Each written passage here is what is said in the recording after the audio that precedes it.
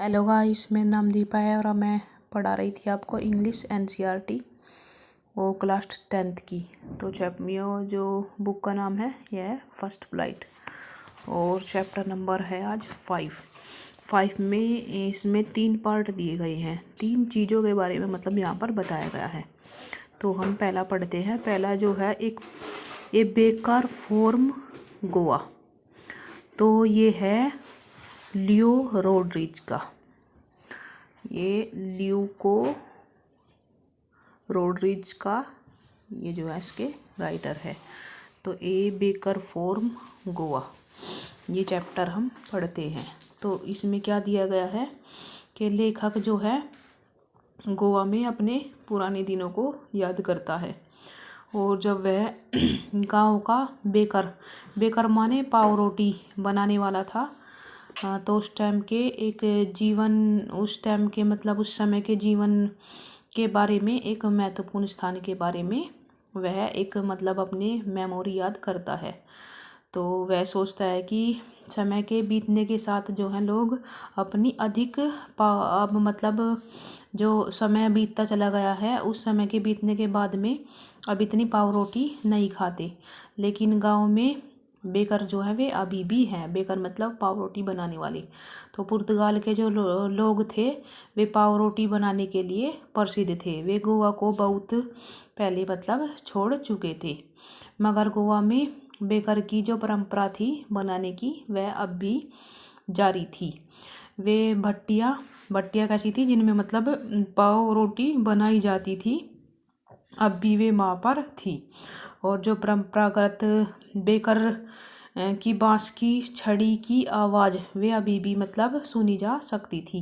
Baker के परिवार में से कोई ना कोई अब भी मतलब उस परंपरा को उस व्यवसाय को आगे बढ़ा रहा था। तो गोवा में उन बेकरों को आज भी मतलब पैदर कहा जाता था। पैदर अब भी मतलब उन बेकर्स को कहा जाता था। ये यहाँ पर वर्ड है पैदर इन गोवा। तो लेखक याद करता है कि एक बेकर गांव में रोज 2 बार आता और वह लेखक का मित्र एवं क्या था पथ प्रदर्शक मतलब उसको राह दिखाने वाला। और उसने बांस की एक छड़ी उठाई होती थी और इस छड़ी की आवाज़ से लेखक जो था और उसके जो अन्य लोग थे वे नींद से जाग जाते थे।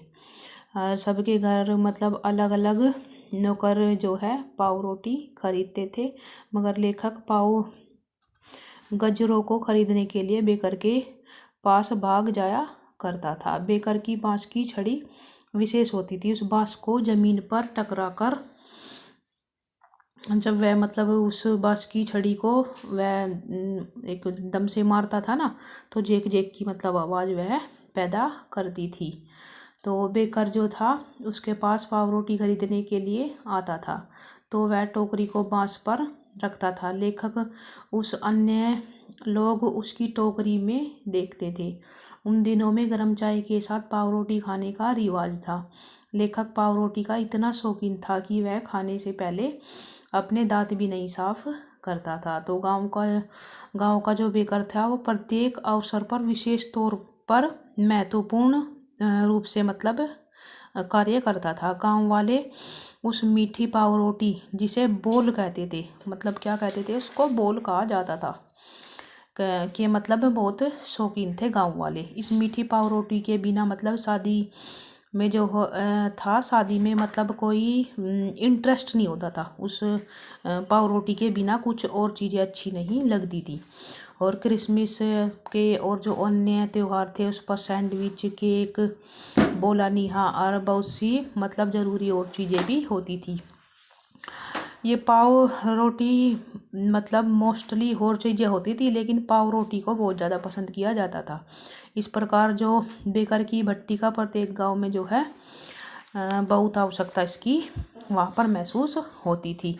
और सभी अवसरों पर जो गांव वाले थे वे किसी न किसी प्रकार के केक की ज़रूरत उन्हें मतलब होती थी।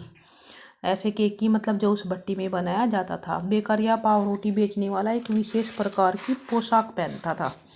मतलब उनकी जो पोशाक होती थी एक अलग ही तरह की होती थी। इसे क्या कहा जाता है, पोशाक को कबाई कहा जाता था। और यह एक टुकड़े की लंबी फ्रॉक होती थी और उसे घुटनों तक मतलब वह घुटनों तक आती थी। लेखक के बचपन के दिनों में जो था बेकर ऐसी पैंट पहनते थे जो पूरी लंबी और पैंट से छोटी होती थी, आधी लंबाई की पैंट से लंबी होती थी। आज भी अगर कोई आधी लंबाई की पैंट पहनता है तो उसे पेंडर जैसे कपड़े पहने मतलब कहा जाता था। बेकर अपना बिल आमतौर पर महीने के अंत में लेता था। घर में बेकर के महीने